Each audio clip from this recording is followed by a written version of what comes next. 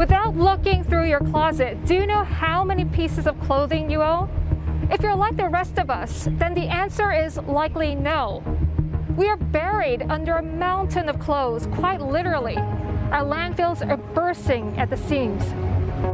While most textiles are recyclable, a lot are either dumped or burned. The figure in the US, 85%. That's more than 14 million tons in 2018. Here in Asia, a 2016 survey showed that the average Singaporean buys 34 brand new pieces of clothing and throws out 27 per year. But what's more alarming is that globally, less than 1% of used garments are turned back into new clothes.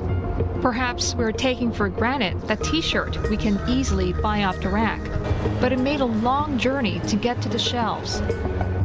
Your t-shirt likely took root on a farm in the US, India, or China, where the majority of cotton is produced.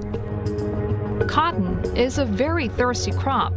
It takes about 3,000 liters of water to make one t-shirt, 10,000 liters for a pair of denim jeans. After cotton is harvested, it goes through a production process: spinning, knitting, bleaching, dyeing, cutting, and sewing, all of which require a tremendous amount of energy. Producing a t-shirt emits 2.6 kilograms of carbon dioxide. That's the same as driving 14 kilometers in a car. In fact, the fashion industry sucks up more energy than both aviation and shipping combined. It accounts for 10% of global greenhouse gas emissions. So how do we fix this? Some say go back to the basics, the 3 R's: reduce, reuse, recycle. Reduce, now that's an easy one, right? We can all just buy fewer clothes. But experts say that's not enough to green the industry. Recycling is harder than it sounds. The sorting process is expensive, and chemical recycling is not yet up to scale. Which brings us to reuse. The concept of a sharing economy has been enjoying the spotlight. The idea that people can swap, rent, or resell their clothes. Well, I sat down with Raye Padit, founder of the Fashion Pulpit, which is Singapore's biggest clothes swapping boutique. Sustainable is the new black. The fashion industry has long been criticized as one of the largest polluters in the world, as it churns out new trends seemingly every week. So-called fast fashion has led consumers to overbuy, yet underuse their garments, and also to dispose of them at an unprecedented rate. When we say fashion, it's about red carpet, celebrities and fashion shows, but no one really talks about the process, the responsibility of the fashion industry, where it's so good to create the need to have more. And because of social media, shopping has become so much easier and convenient. To get the conversation going and build a community of eco-conscious fashion lovers, former designer Raye Padit launched the Fashion Pulpit in 2018.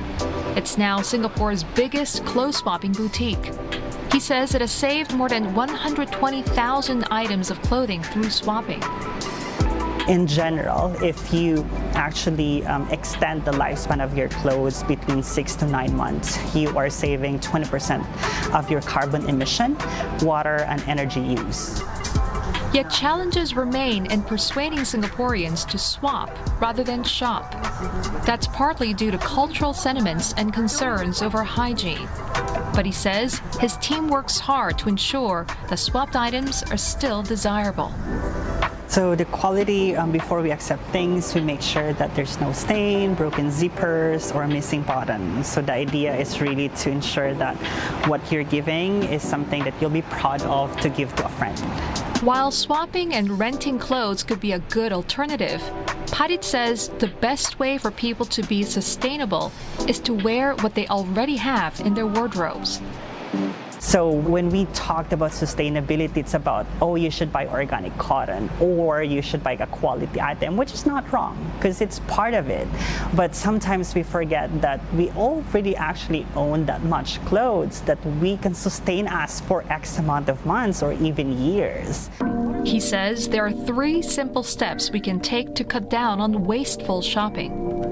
buy it with intention, not just because you see things it's on 50% off, or it's 11/11, it's 12/12, and all the numbers. If you must buy, just try to ask yourself if you really need it, and if you need it, when are you going to use it? And also, when you buy it, try to do some inventory check as well in a regular basis in what you have in your wardrobe, because it's a common mistake within even our community that they will own like three the same dresses.